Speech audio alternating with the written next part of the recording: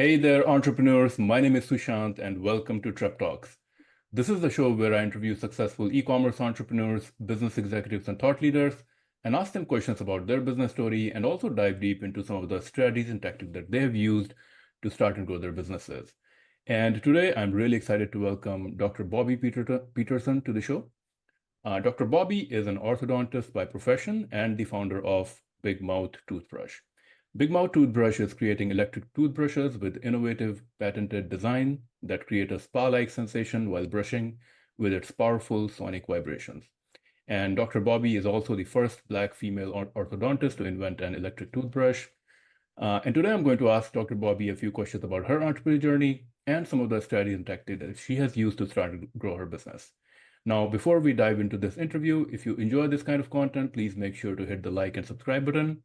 And for more content like this, please visit our website, TrepTalks.com. And with that, Dr. Bobbi, welcome again. And thank you so much for joining me today at TrepTalks. Really, really appreciate your time. Thank you so much for having me, Sushant. I'm excited for the interview. Awesome. So you're a doctor, and I'm assuming that's your primary profession. And of course, now you're an entrepreneur.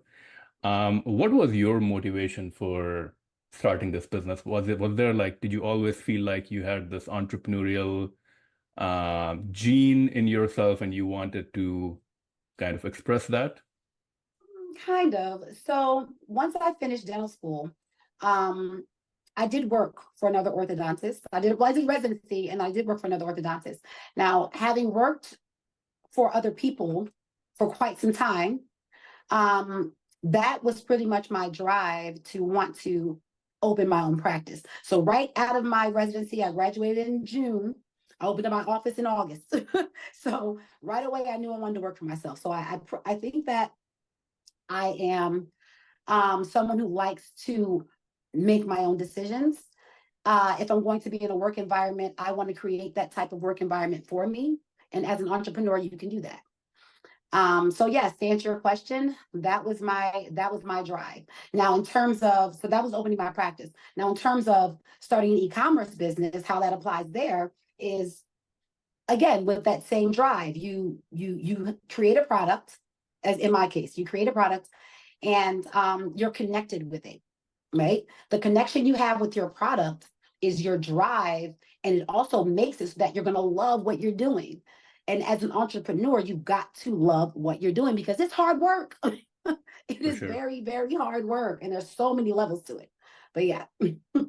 So, I mean, it definitely makes sense, that you are creating this product, a toothbrush that, being a dentist yourself, what is different about this toothbrush? I know there's the most obvious thing, I believe, is the head of the toothbrush, which is wider than a regular toothbrush, right? Sorry, I just want to step. I want to show it to you. Okay. Yeah. So, like you said, like I'm an orthodontist. So you want to know how I came up with like the whole concept of the design? Yes. What motivated you to, or how did you come up with this idea? So, in my practice, I have a couple of hygienists that work for me. I'm going to give you the shorter version. But we noticed, myself and my colleagues, we noticed that there was a higher prevalence of periodontal disease and gingivitis. It just happened maybe about 8-9 years ago.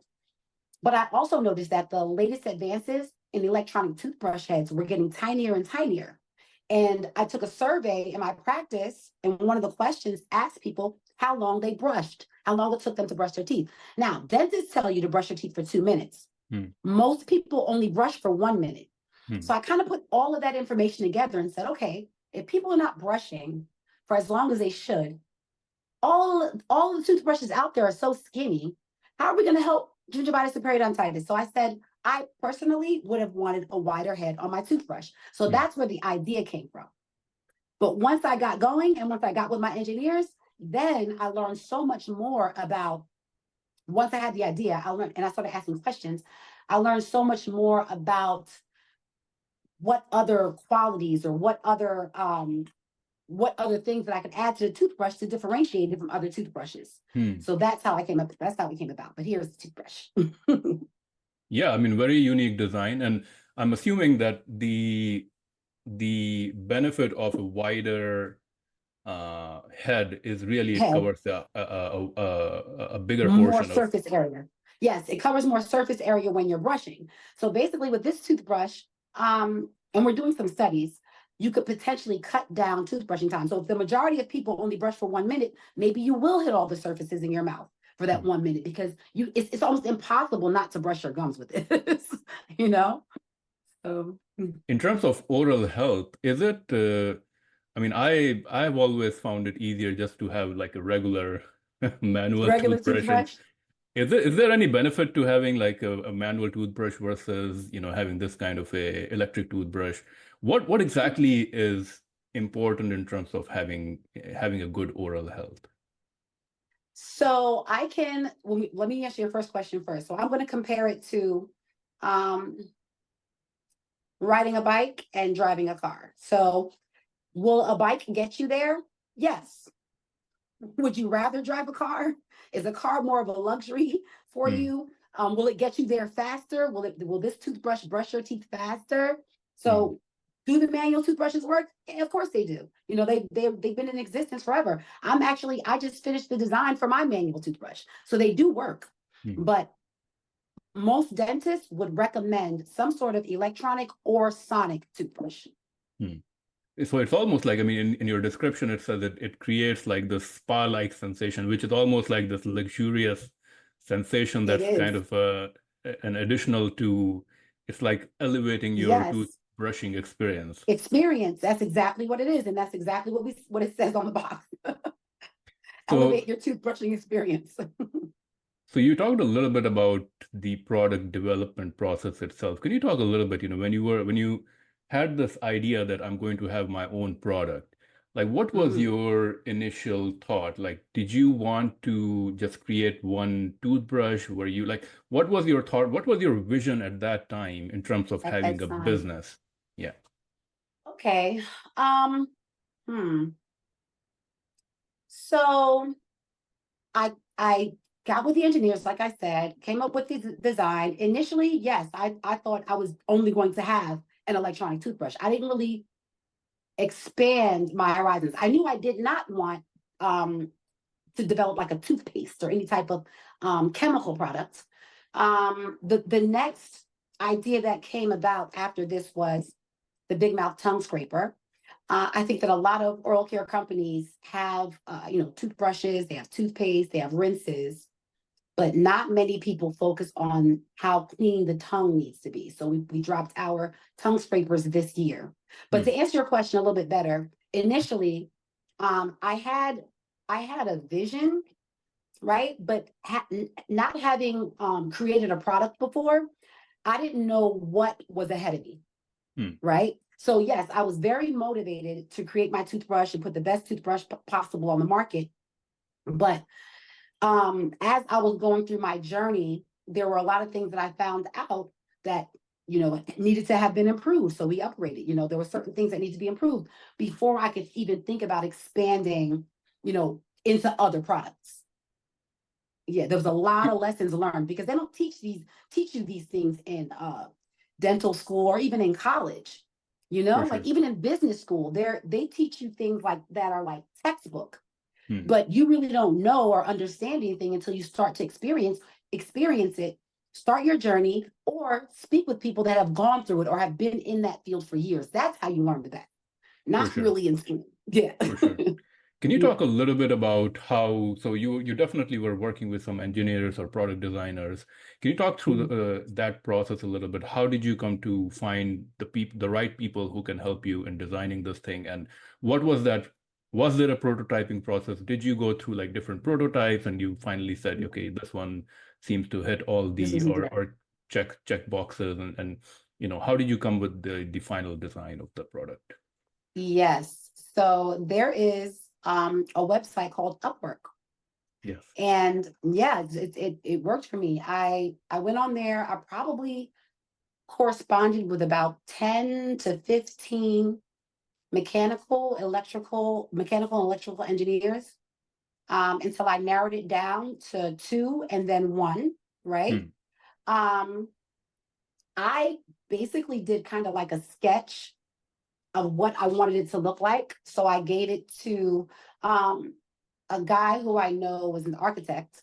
So he helped make because I'm a dentist. I'm not artist. So Mhm. I made like a rough sketch, and he did the drawings, and so that we could start the patenting and prototype process. Mhm. I gave it to the engineer. The further developed the design, and I went through 3 different prototypes. I'm Mhm. sorry, 4. Well, 3 prototypes that were no good, but didn't work. Mhm. And the 4th one was the final one. And that was the prototype for the electronic version of the Big Mouth Toothbrush, which is what was featured on Shark Tank initially. Mhm. That was the electronic version Okay. before we upgraded, right? So believe it or not, my product had only been on the market for about 6 months before I pitched to Shark Tank, right? Wow. So yeah, but the thing is, I mean, that's like my favorite show. So I knew, when you go on Shark Tank, you can go on there with an idea, you can go on there with a failed business, you can go on there with a successful business.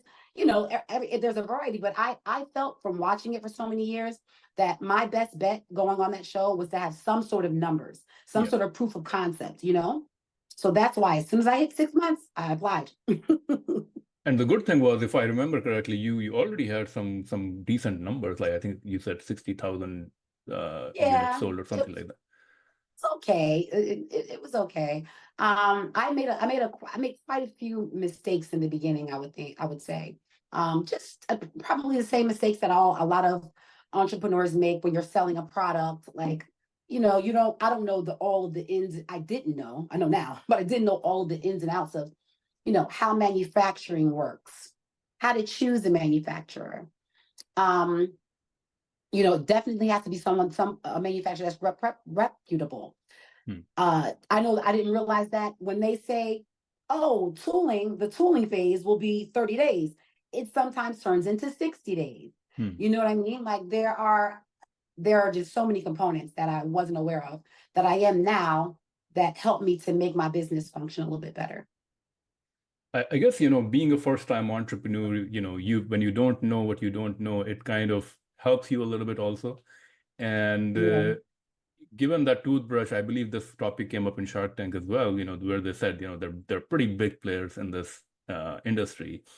And when you were starting out, like, did you ever think about competition, or this is a saturated industry? How am I going to succeed? Like, They what did was say the, that. Mhm. what was your, did you have any sort of a validation process at that time, or any thought process on how you're going to compete in the market? Yeah, that was a big thing that came up while I was on Shark Tank. And to be honest with you, I didn't think much about it because I was so focused on making something that's different than what's on the market. Hmm. So yes, I mean there are other toothbrush companies, but the way I look at my business and the way I looked at it then and still now is that I created something different. Now, I'll be the first to tell you that not everyone can use a huge toothbrush. You know what I mean? But at least now people have a choice. There was no choice before. I Hmm. didn't like those skinny toothbrushes, so I Hmm. so I changed it. You know? No, that definitely makes sense. I mean, if you're going as an entrepreneur, I think it definitely helps to differentiate your product, right? Regardless of whether Yes. it's a regular commodity or anything. Um, in terms of your manufacturing, you said, you were pretty new to manufacturing side of things as well. Can you talk a little bit about how did you find your manufacturers? Is it being Oh manufactured in the US? Are you still with the same manufacturer? How is it being no. created right now? Okay, so that's kind of like a long story, and I don't think we have a lot of time for that, but I'll give you like the key pointers. So initially, I was referred to 2 manufacturers from one of the engineers I worked with, right? And this is probably going to be really good for your audience because one thing I did not do initially was research the prices for some of the available tools that they use. So Hmm. basically with a toothbrush, there are a lot of things that are going on inside of it. There are things that it's made of, the shelf, right? I didn't research costs. I don't think I shopped around enough. And what ended up happening was that engineer played the middleman. I found out later that he was upcharging me because he was the middle, because I had been working with him for a little while. I trusted him, but I really should have done my research in terms of how much certain designs cost and how much the materials cost to make them. It took me about a year to get out of that mess, but I would say that was one of my biggest mistakes. So yes, the toothbrush is still manufactured in China. It is, Okay. but the company also has a base in Canada. So the travel cases, the next set of travel cases, the next set of tongue scrapers, those are going to be manufactured in Canada. And you haven't had any issues working in China, like in terms of quality control, or I mean, I'm assuming this manufacturer kind of specializes in these kind of products. Yes. So there are tons of certifications, and that's one thing that your listeners should understand. So when you're having your products manufactured in another country, you have to look up what certifications they need in order to produce your product in their country and for it to be shipped here. Because I didn't realize how much shipping costs, especially when you don't have proper licenses, right? So I had to make sure that when I switched manufacturers, I had to make sure that they had all. And you know what? Most manufacturers that have that, they're going to put that in the forefront. They're going to put, if you start talking to a manufacturer and you have to ask them for their credentials or ask them to show you where you can find that, that should be a red flag. That should be a red flag. Because the manufacturer I work with right now, they were very upfront with me. I didn't hardly have to ask them anything. All I had to do was pick and choose what I wanted. They wrapped themselves in a nice little package and gave me, I know you're going to ask me these questions. Here you go. Was there any because with someone, when someone comes with a kind of a new concept, right, which is a little bit different than what's available in the market, even manufacturers are a little bit hesitant in working with those kind of entrepreneurs. Did you face any? I know you got introduction with the engineer that you were working with. Like, was there any issue of minimum order quantity or something like that where? Yes. And I understood that I was taking a risk, and I understand that it costs a lot of money to set up a factory to create something that's never been created. So that part I didn't understand. So the cost. So yes, there was a large initial quantity that I had to purchase, but it was pretty good for me because I sold out. I sold out fairly within like 2 months. I sold out that quantity within about 2 months. So, and that's another thing I wasn't prepared for. So, so once that happens, I had orders still coming in, and they were like giving me bad reviews because I wasn't getting them their products on time. Not product reviews, but just I guess customer reviews, because they would think that they're supposed to get their product the following week, and I'm talking to the manufacturer like you said it was going to be here this day, and it was just chaos. Lesson learned, though. How did you launch? Like, how did you? I mean, that's a big challenge for a lot of entrepreneurs, right? Where they have a product and now they want to launch, and the big challenge or uphill battle is even with like something new design, you have to kind of educate the market. But to me, it seems like in your case, it went off the shelves rather quickly. How did you launch that your launch was so successful?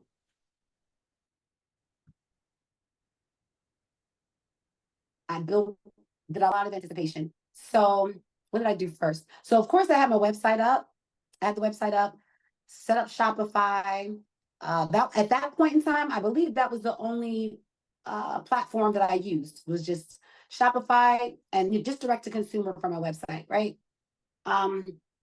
But once I received the products, I didn't just start taking orders. I did some advertising. So I had a pretty decent social media base. I asked a lot of my friends to try them and to post and tag all on the same day when I launched, all in January. And I boosted a lot of posts on social media. And because the design is so unique, some people didn't even really have to speak about the toothbrush. If they just showed it, and if people are scrolling and they know they've never seen it before, they're going to stop and say, oh, what's that? So a lot of it was word of mouth. A lot of it was because of the design. So yeah, when we launched, we had quite a few pre-orders. So that's another thing. always take pre-orders. Always take pre-orders. Yes, always set up a time to take pre-orders.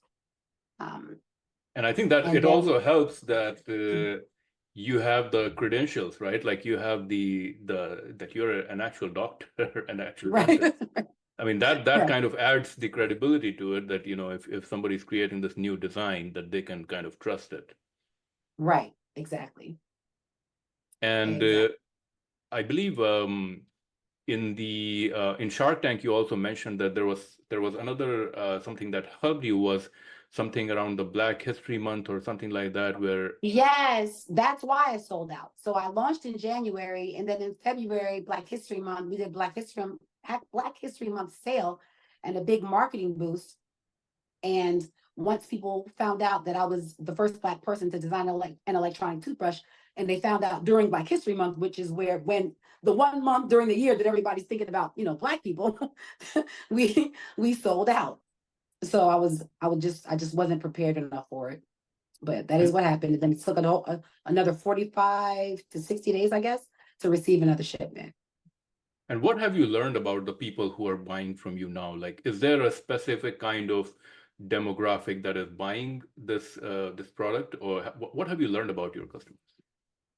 So initially, I felt like my demographic should have been anyone who had teeth, right? I thought it was that simple, session. Not that simple. I notice now that most of my consumers, definitely people who enjoy luxury, right? Who enjoy luxury, definitely people who are in fitness, healthcare, people that want something that's new on the market, which is a large group of people like techies. They want to try something new on the market, especially something like this that they'll use every day. So those are my main consumers. But pretty much now that everyone is learning about the toothbrush, even if they're not a reoccurring customer, they're going to want to try it. Anyone who sees it, like they want to try it. For sure. So that's good. It's appealing. In terms of financing, I mean, anybody starting a business, that's a big that's a big topic, right? How do you finance? How do you get and to me it seems like, or it sounds like, initially you did have to put up a significant investment.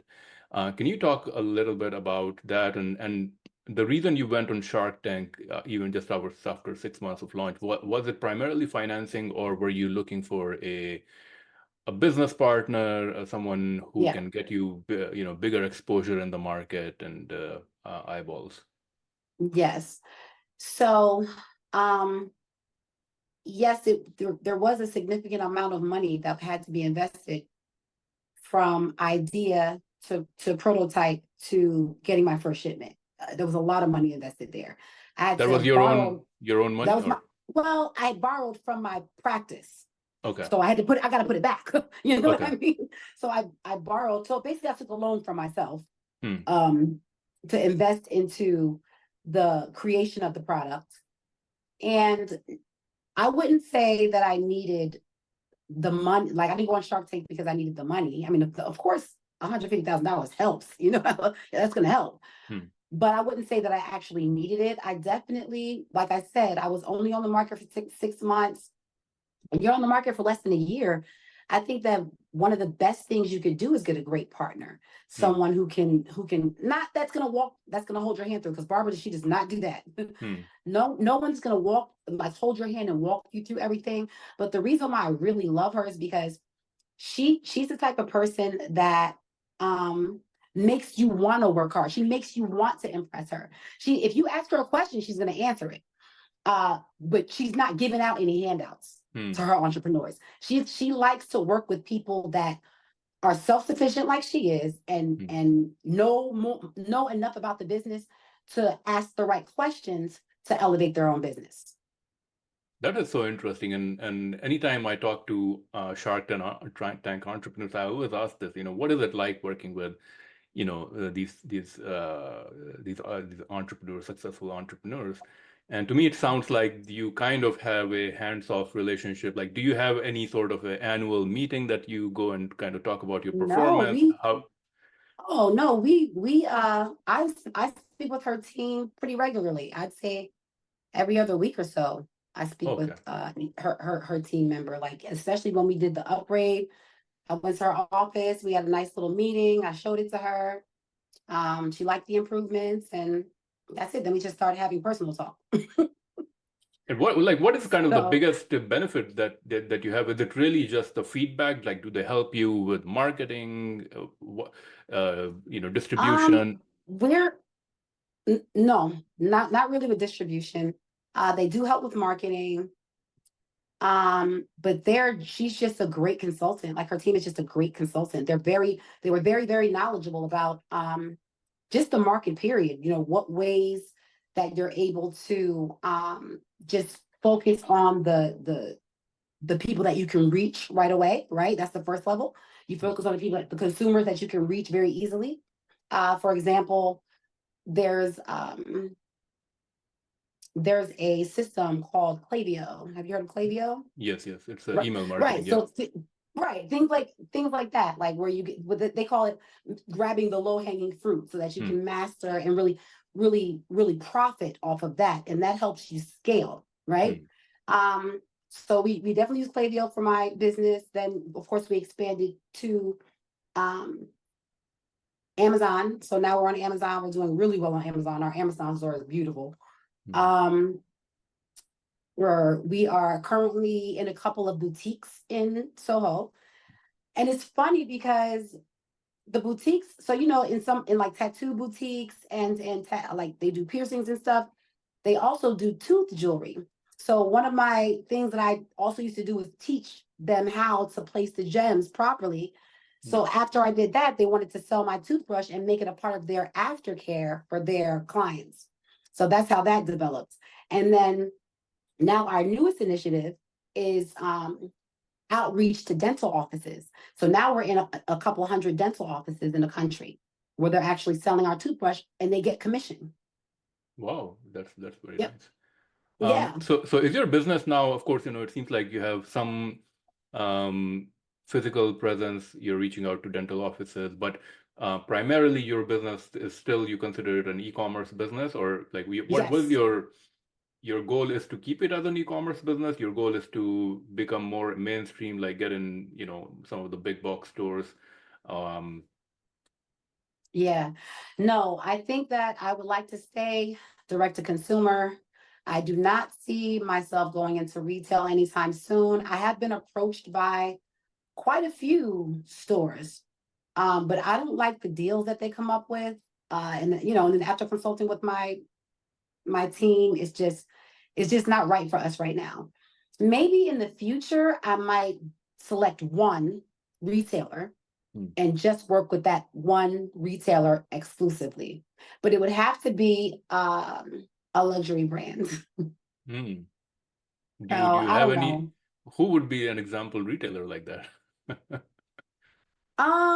Well, if I would love to do like maybe Bloomingdale's, Okay. like a luxury department store, then Hmm. that's what they would be considered, I guess. Saks doesn't sell toothbrushes, but I think it would have if I was gonna do it, but Hmm. I'm not, I'm not there yet. Like I'm juggling too many things as it is. And yeah, Yeah, the retail. yeah. That Mhm. was going to my next question. I mean, I'm assuming you're a full-time doctor, and you said you have two offices, and Yeah, uh, and now and you're Big Mouth is literally a full-time job now. Like yeah. Big So how do Mouth you is manage your time? literally. Like, how much time are you spending on your dental practice versus like your this e-commerce business? Well, you see, I'm still at the office right now. um, I I'm developing a really good team, Hmm. and I'm learning to delegate more. Hmm. But and I also have other dentists that work for me. So I have dentists that work for me in Philadelphia, and I have dentists that work for me here. But as you know, my presence is still needed in order for things to function properly. So I would say that I'm just learning to delegate. That's what I need to do in order to be able to not drive myself crazy. But yeah, Big Mouth is definitely a full-time job now. I'm literally on the phone all day. Hmm. I'm on the phone I'm in meetings all day in between patients. But that's just the life of an entrepreneur. I mean, that's just what it is. You have to accept it. You have to grind for as many years as you can in the beginning so that you can live a great life when you retire. And that's what I'm focused on right now. I mean, that is so interesting. That's kind of the dilemma of an entrepreneur. Like, people go into entrepreneurship, want to do business because they Right. want more freedom, right? Right. That's kind of the primary driver. But then they end up working, 18 Yeah. hours a day. Yeah. In the beginning, that's just what it is. Yeah. That's just what it is in the beginning. In order to make sure that if you have a product, I mean, if you're launching a product, you've got to work really, really hard in the beginning so that you can scale. Once you scale to the level that you want to be scaled to, then you're good. You can relax a little bit, But I have a little ways to go. At least I feel like I do. What is your kind of like your do you have some sort of a metric or some sort of a finish line where you would say, yes, now I can take some time to relax? Is that like some sort of a revenue number? Is that how would you know you arrived? That is such a good question. I think that question changes for me every year or every few months or so. It just changes. It's like once you hit a certain mark, you're just like, you know what? Oh, I know I can get here by this month, or I can probably get here by next year. So yeah, ask me that question in like another year and I'll probably be able to, be a little bit more exact. But right now, yeah, there's just too much. There's just too many factors. Early. Yes. Yeah. Can you talk a little bit about your marketing? I know you said that you're on different channels, so you have your own website, Shopify website. You're doing some email marketing with Klaviyo. You're on Amazon, which is doing well. Are you doing a lot of paid advertising? Is most of your stuff organic? Like, how are you kind of reaching more people? I'm assuming your primary market is the US.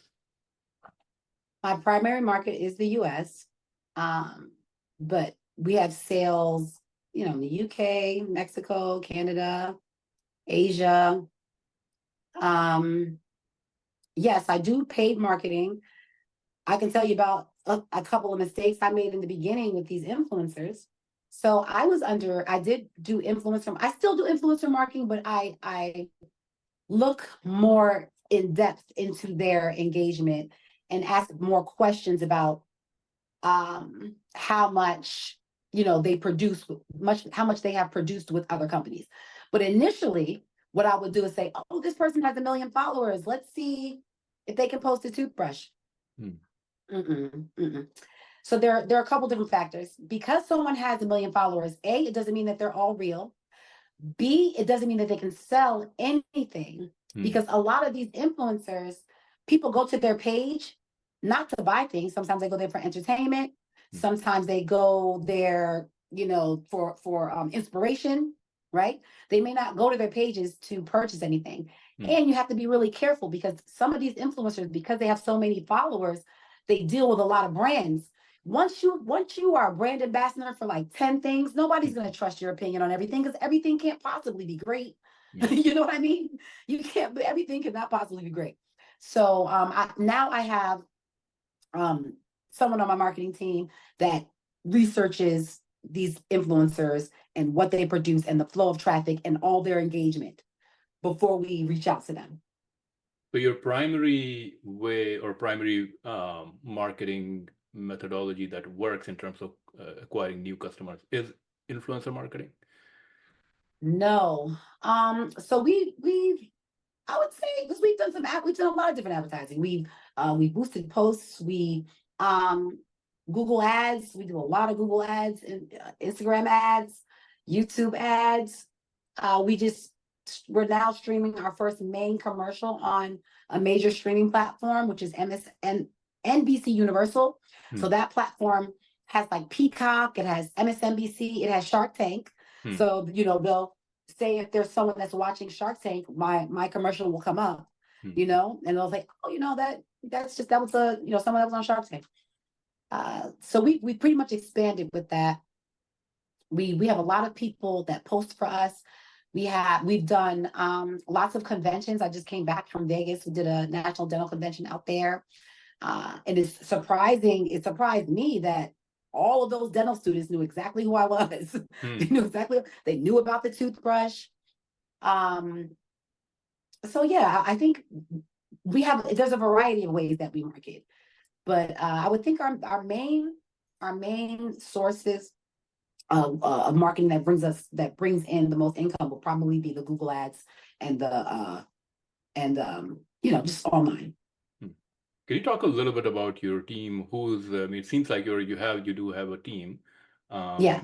I'm very curious to know it also seems like you're kind of every day is still it's not very, like you're wearing a lot of different hats.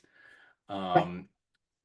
But who are the people that are kind of helping you? That work with me. Okay. So of course I have my dental staff, but they're my dental staff. If sometimes they'll help the group of people that I have that are packaging the orders. Sometimes they'll help them. So I have a group of people that package the orders. I have phones, one for the emails. I have 3 people that help me with the marketing. One does my SEO and help develop my website. The other, that's my head of marketing. She deals with kind of like the PR with the toothbrush.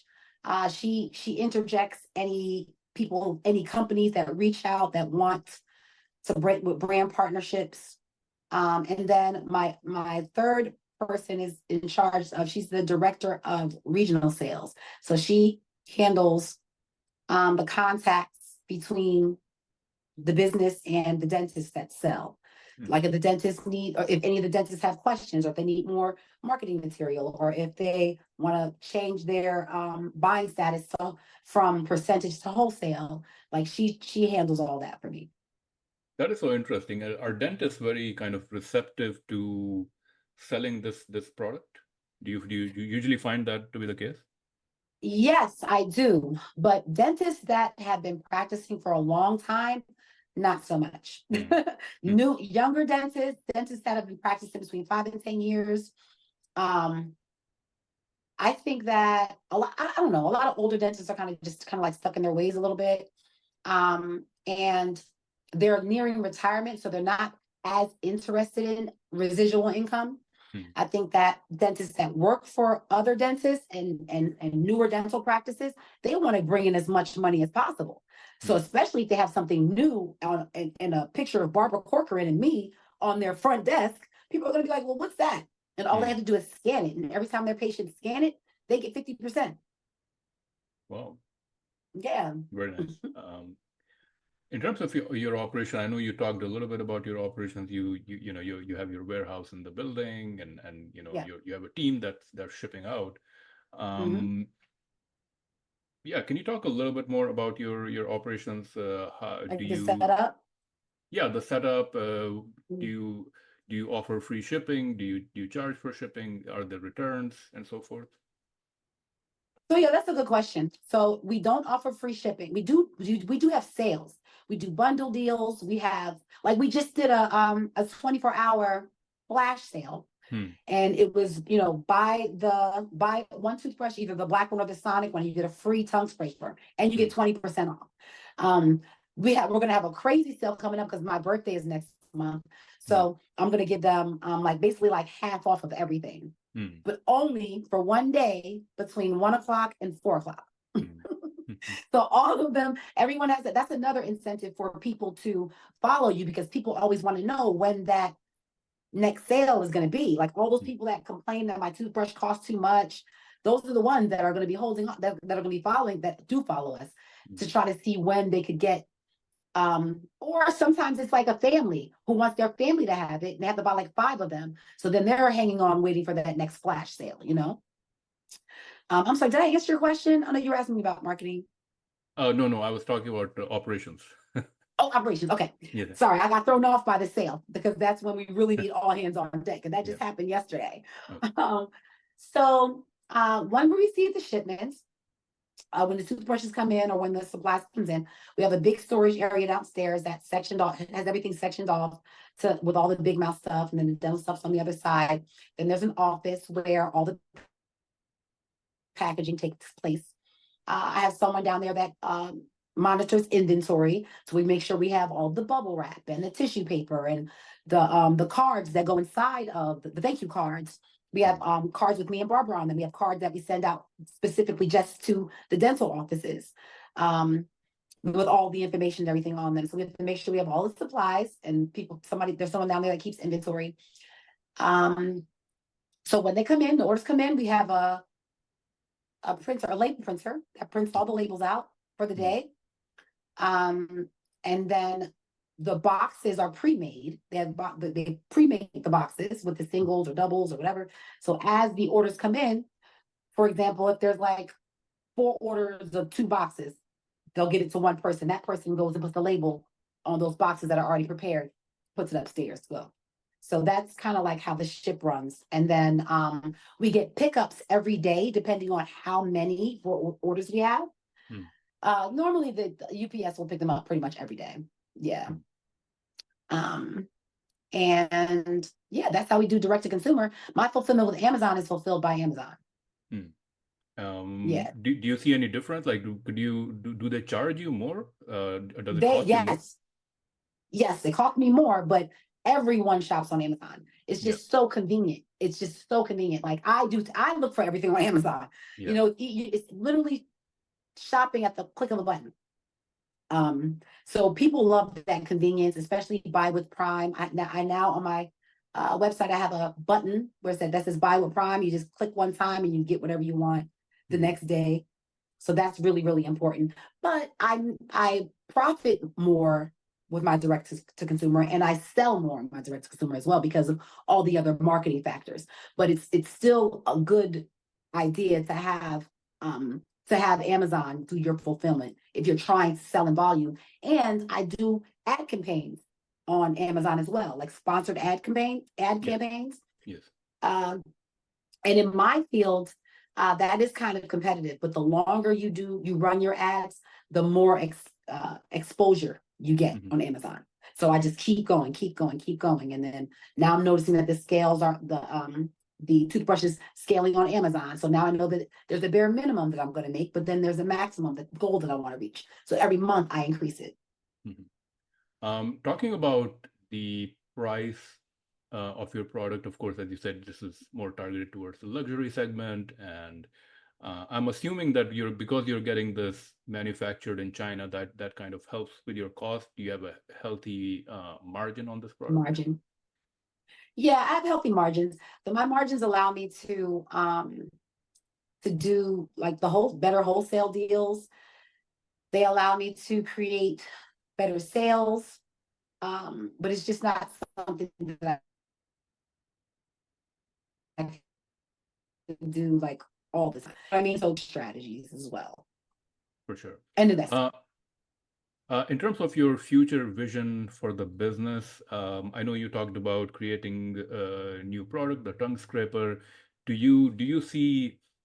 I know one of the things that a lot of entrepreneurs who are working with Shark Tank entrepreneurs say that, or the advice that they get from them is, even if they have one product, to really just focus on that one product and get as much distribution as possible to maximize the potential of that product. Like, are you getting the same kind of advice, or are you kind of thinking of increasing or adding new products to your portfolio? Yeah.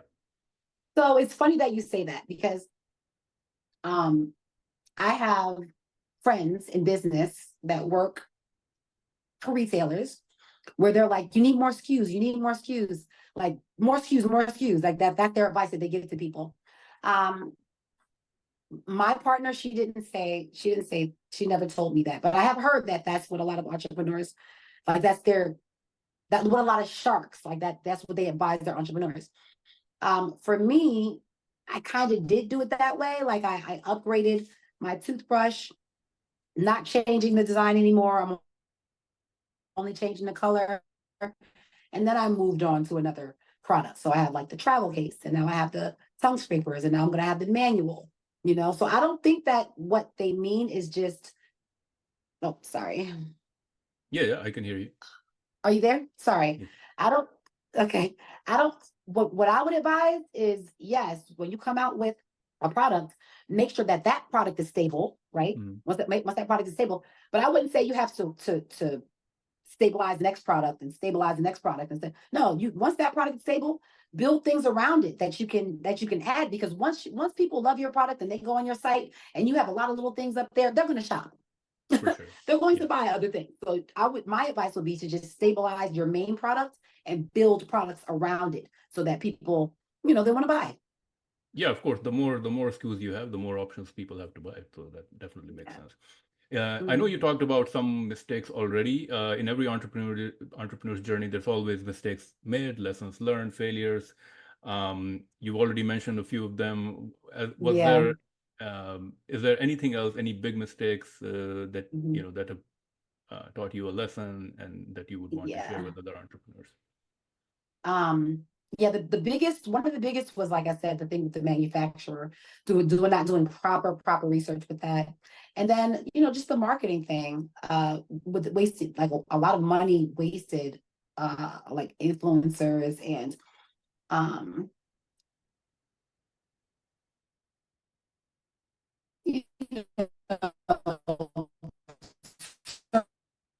companies that might would say, oh, I can get you into this magazine and that magazine and that magazine, but you have to pay me like $20,000 or something crazy like that. Once my friends told me that happened, I started to price out exactly how much other forms of bigger advertising were, like advertising on streaming platforms and, advertising on YouTube and going hard with the Google ads. And I'm looking and I'm thinking, I'm like, how could anybody fall for that? But surprisingly enough, they do. And not only that, I don't think that you should have to pay to get into magazines. You know what I mean? Like that just didn't make sense to me. Let me think of any other mistakes that I can think of. No, just developing a product, there's just a lot of trial and error. Yeah, I would just leave it at that. Though I spoke on my mistakes that I could think about right now.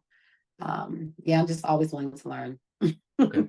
So now I'm going to move on to our rapid fire segment. In this segment, I'm going to ask you a few quick questions and you have to answer them maybe in a word or a sentence or so. So the first one is one book recommendation for entrepreneurs and why? Shark Tales by Barbara Corcoran. It's about how she turned $100 into $1 billion. It's basically a true story. Awesome.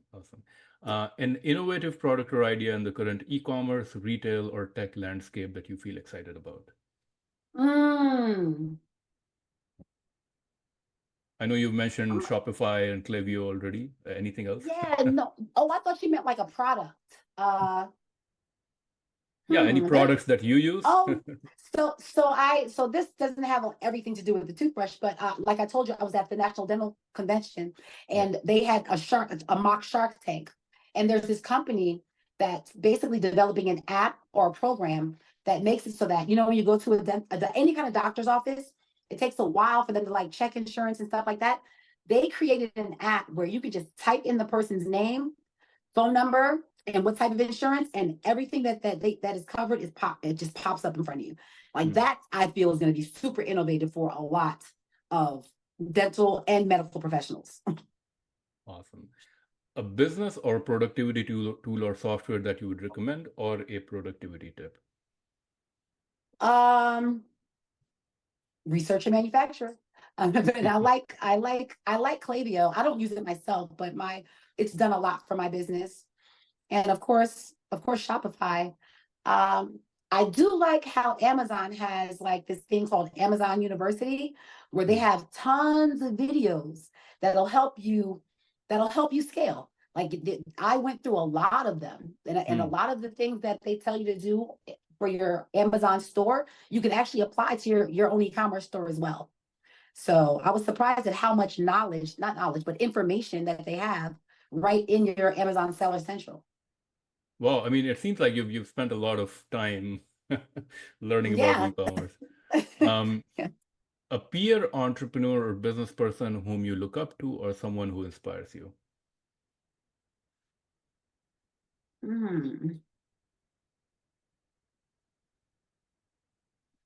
Yeah, I mean, I have a lot of friends that are entrepreneurs that I learned from. Um, I don't know. I hate to keep talking about Barbara, but she does inspire me because she is self-made. Like she came from nothing. You know what I Mm, mean? Like I can't say I came from nothing, but I built all of my businesses from the ground up on my own for the most mm, part. You know what I mean? So yeah, I would say that I definitely admire her. I admire any person who is self-made that can make their own first few million on their own. You know. just a tangent question on that, because you come across as very driven, right?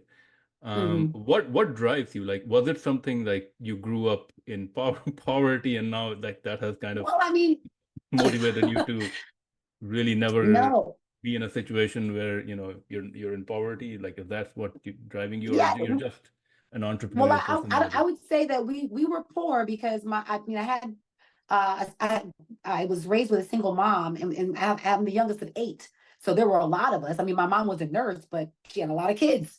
She Wow. took care of us and other people's children as well. So, um, yeah, I don't even think we knew we were poor when we were poor, but I know that my mom, she really liked nice things. So I kind Hmm. of get that from her. So I'm like, if I want a certain lifestyle, and she didn't depend on a husband to do it for her. So I'm like, if Hmm. I want to live a certain lifestyle, I gotta make some money. You know what I mean? So I think that was probably the mentality and the goal. Like I want to live a certain way. I want to be able to experience nice things. And I want to be able to create a space where the people around me also can experience nice things. So that was also my drive. And like I said in the beginning, I worked for people for a long time, Hmm. and you can't create a happy, mentally positive space working for other people. I mean, I mean you can, but I can't. Some people can. Yeah. I don't think I can. Yeah. Yeah. Yeah, that is so true, right? It's like some people are very comfortable in that kind of a situation, like, but others, like entrepreneurial personalities, it's just very restricting for sure. Yeah. Final question: what is the best business advice that you have ever received or you would give to other entrepreneurs? Ooh, that's a good one. Um, don't be afraid to fail. Don't be ashamed to take chances and take risks. Everything starts with an idea. Once you get an idea, build a plan around it and execute. Because that's basically what I did. And you don't have to know, don't think that you're going to know all the right answers. You're not going to know all the right answers. You have to go into it knowing that it's going to be a learning process.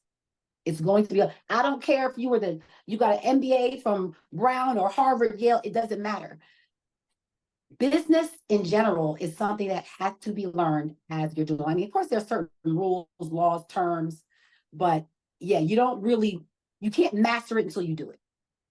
That's so true. It's so true. You can't Mhm. you can't know everything. Like you have to move forward, take one step at a time, and you'll learn in the process. Well, doc 100%. Well, Dr. Bobby, those were all the questions that I had. Thank you so much for sharing your story, for sharing some of You're your business welcome. lessons, successes, lessons learned. If anybody wants to try out your toothbrush, what is the best way to do that? They can go to our website, um, bigmouthtoothbrush.com. They can go to our Instagram, the Big Mouth Toothbrush.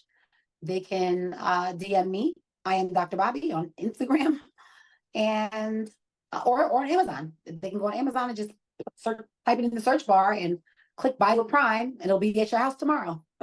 Awesome. Well, Dr. Thank you Bobby, so much thank for you so having much me. again. Yeah, I really, really Yes, appreciate thank it, and you. wish you and your business all the great things and success. You too. Thank you.